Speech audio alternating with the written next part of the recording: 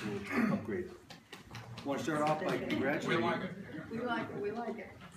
I want to start off by congratulating Mr. Milliken, who is now a two-time great-grandpa as of today. Congratulations, sir.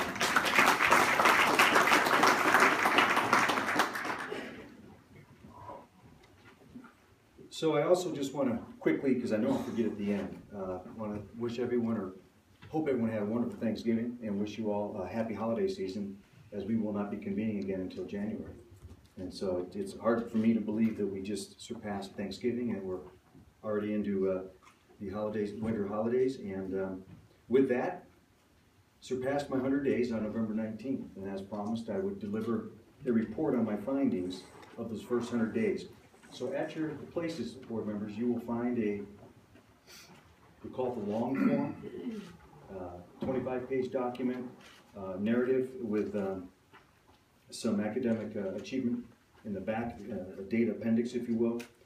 You also have, and I think they're out for the audience, a executive summary, a little 8-page fold-out. Should be at your places for a shorter read.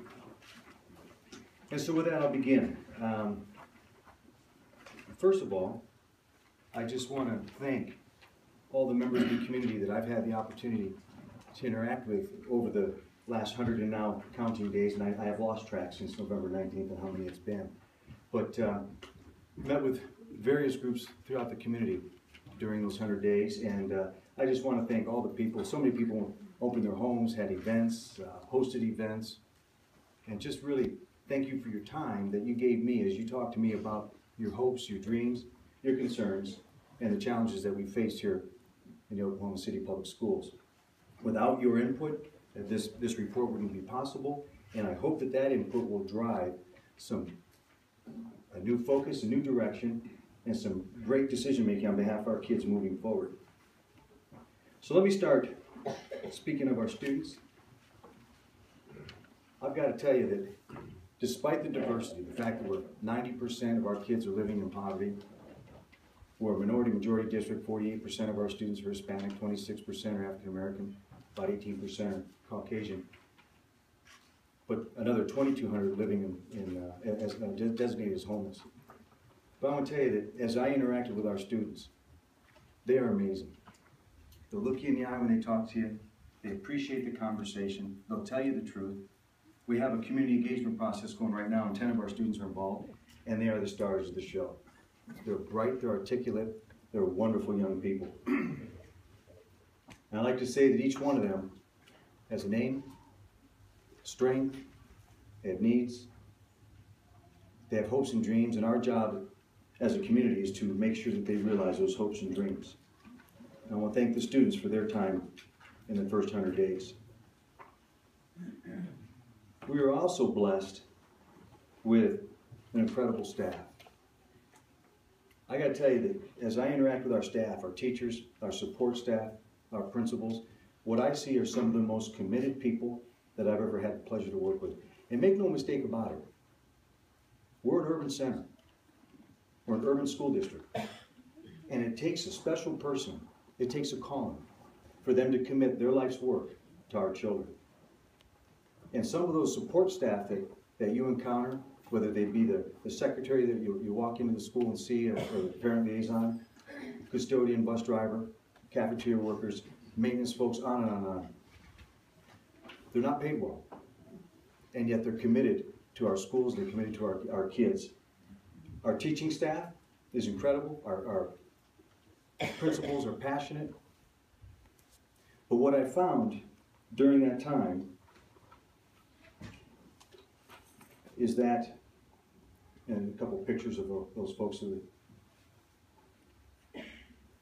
they too have faces and names and strengths and needs and hopes and dreams. But one of the challenges that we faced here, I kind of laugh when I think about it, I'm number 9, it sounds like the old Beatles song. The 9th superintendent in 14 years. And so what's happened with that is all of us come in with our style, our leadership style, our processes, our experiences, the things that we think are going to be successful for the district. And what it's done is it's led our staff down a pathway of fear, uncertainty, lack of vision. The mantra that I'll outlast this superintendent, I've already heard it. And it's a fractured system, and it features silos where people are just kind of, it's like a real life game of survival where people are literally just trying to protect themselves and do their jobs every day. Good people, well-intended people, because the system isn't supporting the work. I'll get into that a little bit later. More on that later. As a result, the three primary things that I hear is that our staff needs curriculum support, and we need to improve our hiring processes, and we need to improve the process for requesting maintenance and purchase requests, that it takes too long to get things done. And it's those things that interfere with the daily instruction and the achievement levels of our kids. Now, parents, we have some of the most wonderful parents who just want to be involved in our schools. And we have places that have done a great job of engaging them and involving them. But we need to get better, because parents know their kids best. They know their names, they gave them to them. They know their strengths, they know their needs, they know those hopes and dreams, and they can help us connect us to their kids' hopes and dreams and ensure them. And then the community. We are blessed to have so many community partners, way too many to list. But the number of community agencies that are out there that are involved in our schools, want to be involved in our schools, I think is unlike any other community that I've ever been in. And of course, that's evidenced by the passage of Maps for Kids and the renovation that all of our schools have gone under since 2001. This is the last year of our MAPS work, and we're wrapping up those final projects now.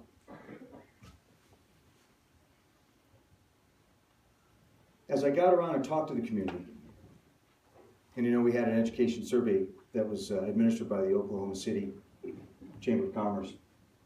The overall community level of satisfaction for our schools is 13%. And what I heard is that they blame desegregation of the 70s, poor state funding, low parent involvement, poor teaching, bad leadership in the district. And what I think is true is it's probably a little bit of everything. Raise your hand if you're getting just a little bit bummed out here. And then our Board of Education, people who I think, as I've worked with boards in the past, this is probably the biggest commitment of community service one can give, because they sure don't do it for the money, and they surely don't do it for the fame. But their role is the hiring, the evaluation, and dismissal of the superintendent, hopefully more of the hiring and evaluation, setting district policy, and approval of our budget and staffing recommendations. While folks think that they can come to the board and have something done as individuals, they can't. They can only act as one full body in open meetings. So with that, I quickly jump into the body of the report, if you will. And I want to start with this thought, that we are only as good as our last learner, and there is no such thing as student failure, it's only system failure. It's our job to make sure the system supports all of our kids. So I've identified 5 critical issues.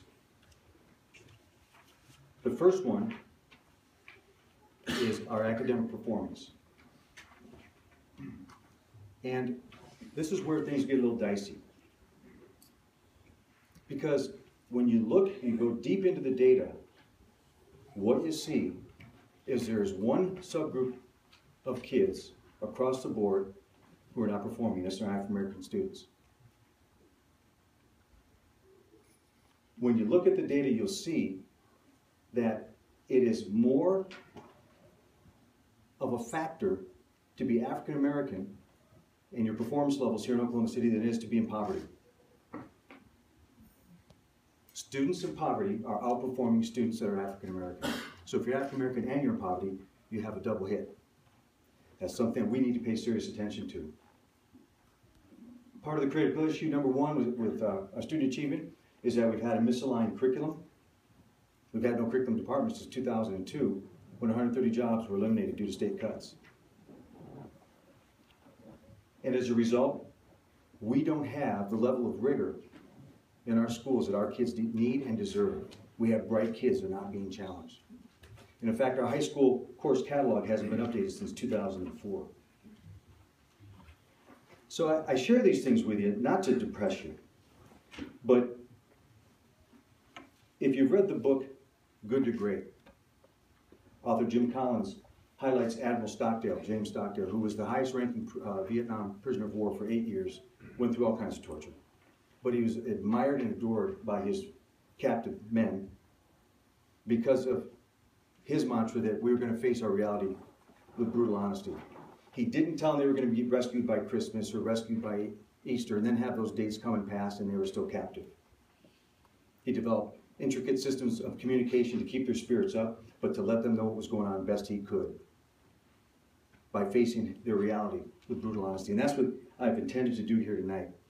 So when you take the African American student achievement, you also have to combine it with the fact that we have a disparity in special education referrals in this district. There are students that are certified as special education, 20% male, 12% female, but then the large majority of the males are African American.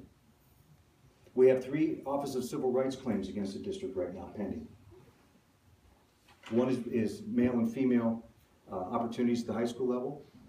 Another one is African American and special education students in the referral system, alternative placements.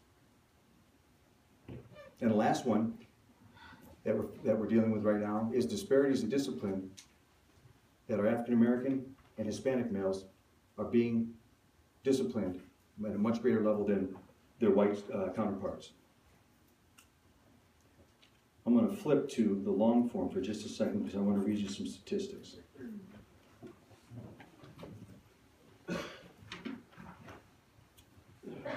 According to a report on PBS, 40% of students in America expelled each year are African American. 70% of school arrests each year are African American Hispanic males. African American Hispanic students are twice as likely not to graduate as Caucasian students, and 68% of all inmates in the country do not have a high school diploma. 61% of our prisons are filled with African American and Hispanic males, and they make up 30% of the population. So folks, we got a problem. Our African American students are dying on the vine, and if we don't intervene and do something now, then we know their pathway.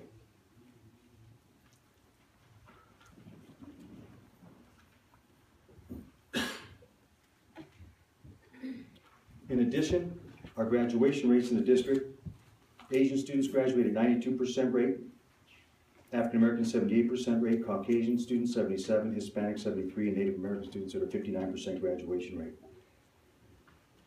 Our goal is 100, all kids. More on that later. Critical issue number 2. In our survey that I referenced earlier with the Chamber, a significant issue of concern was our safety in our buildings. We have a sorely understaffed security team. We had one person here when I arrived and met with Rod McKinley in June, July. We now have 3. Tulsa has 57 people on their security staff.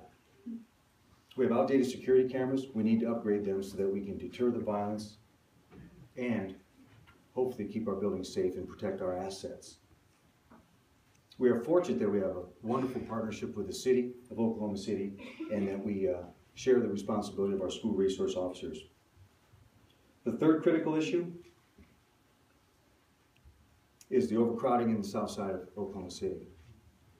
And what we need to understand about this is that it's a safety concern. We have teachers that are traveling, especially at U.S. Grant, we have 26 teachers that are traveling on carts. And so not only are teachers not getting to their classroom in time to get ready for class, but they're also battling to get through the halls with the students, which is that safety concern. In addition, in our elementary schools in the south side, we have classes being held in closets, libraries, just spaces that are not designed as instructional areas, and they do not come equipped with the technology or any of the other essentials that we need to deliver today's curriculum. The fourth critical issue is central office support. I talked about that a little bit earlier. Concerns about curriculum alignment support. I want you to know that we've beefed up our staff and curriculum department from 5 to 19 people. Aurora presented on that a couple of weeks ago. And they're doing Herculean work in getting the alignment work done and getting the support materials to our staff.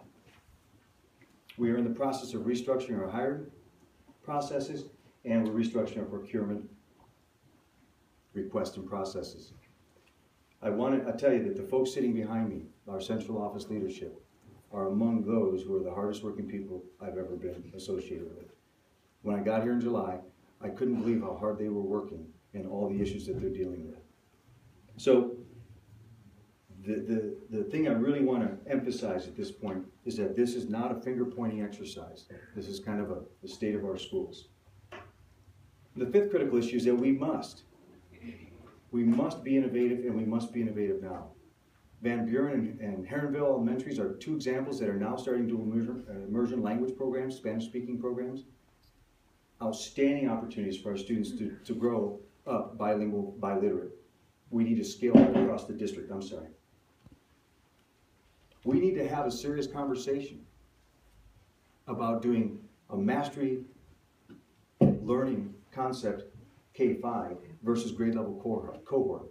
What this means is, to me, it's really silly that because you're 5 years old, you're with 5-year-olds, and you're with 6-year-olds. Kids do not learn at the same rate, the same time, and in the same way. And what we need to do is have a serious conversation about, beginning with maybe a couple of pilots, and making our elementaries mastery-based, no grade level concept schools. Treat the students as individuals, move them along at their level of mastery and skills and abilities. Then that takes us to the middle school configuration. We're struggling with the mid-high concept, and we need to have a serious conversation about our mid-highs. And we need to really look at what we can do to the middle schools to give those kids more opportunities, not only to excel in the core program, but also to get into the exploratories, and to begin to find out who they are as people, and to begin to move them along their pathway to success. That takes us to the high school, where we need to increase the rigor. As you know, on October 29th, we administered the PSAT to all of our 10th graders and 11th graders, and results of those tests will allow us to automatically place students into advanced placement programs. Students who may not have thought they had the horsepower to be successful in those programs. Who knows, they may qualify as National Merit Scholars, they may qualify for college scholarships. We may have an opportunity to send kids to college who have never been there or never thought it was in their dreams. But at the same time, this district wisely invested in AVID program, its Advancement via Individual Determination, which is a college preparatory program starting in middle school for students whose families have never gone to college. And that's the support mechanism to get those kids ready for the advanced placement rigor. And lastly, we need to look at technology solutions. There are so many inexpensive devices out there now with great software on it that can personalize the learning for our kids. That takes us back to the idea of going to a mastery level concept at the elementary levels, but at the same time, it applies throughout the K-12 experience, pre-K-12 experience, because the software can diagnose individual learners on right and wrong answers, and not get kids hung up on getting the wrong answers and being told that they're not smart, but rather funneling them to the place where they can get the remediation and move them along, or if they've mastered the concept, move them along at their pace. And it really allows a teacher to individualize learning and know our students by name, strength, need, hopes, and dreams, and administer the curriculum that meets their learning levels and learning styles. Was that an applause? So the interim plan. Right now, we need to focus on our African American students. And to do so, well, the three early focus areas that we need to do, when I say early in my tenure, early in this school year right now, we need to start this in January. Focus on our African American students' performance in math, grades 3 through 12. Focus on our special education, our English language learners, our African American students in reading. And we need to focus on our Hispanic and Native American graduation rates.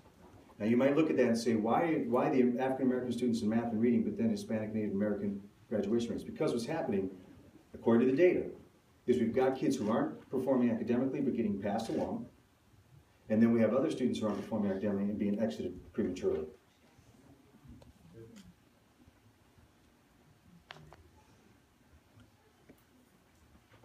We need to continue our focus and improve our focus on our early learning programs. This district was wise in investing in our preschool programs. We have universal, tuition-free preschool for our 4-year-olds.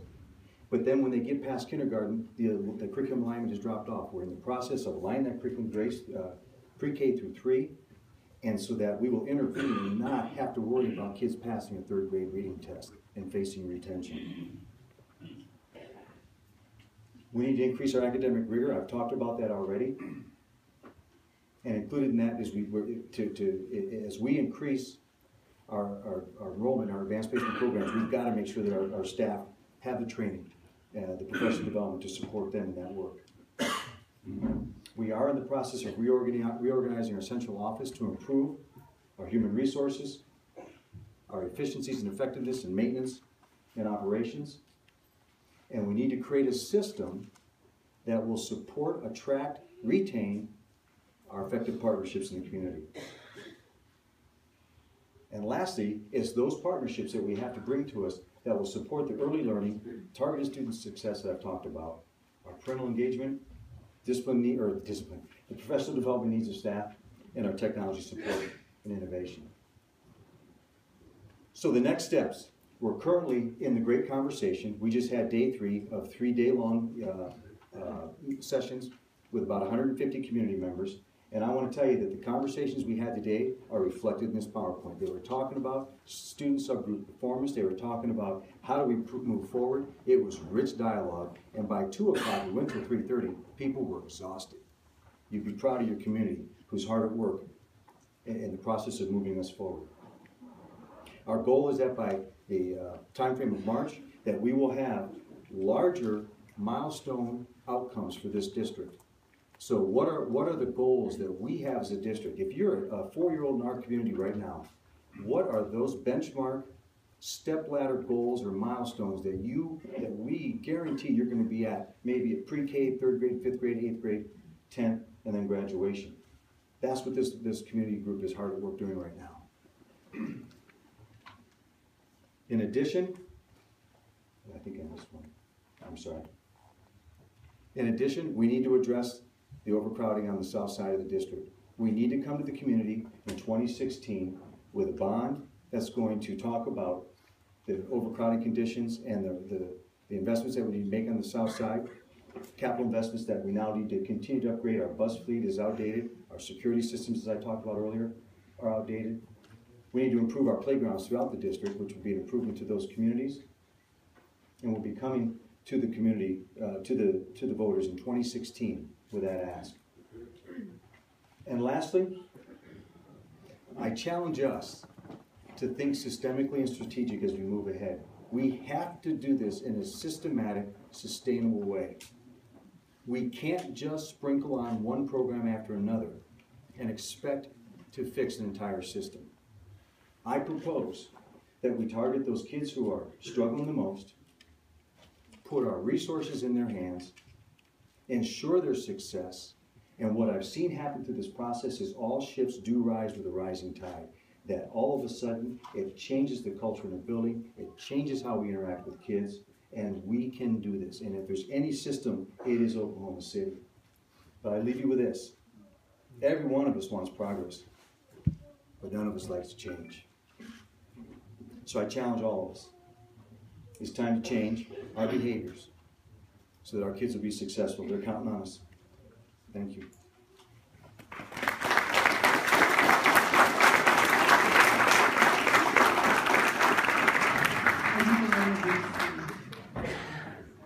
John Marshall, are you introducing?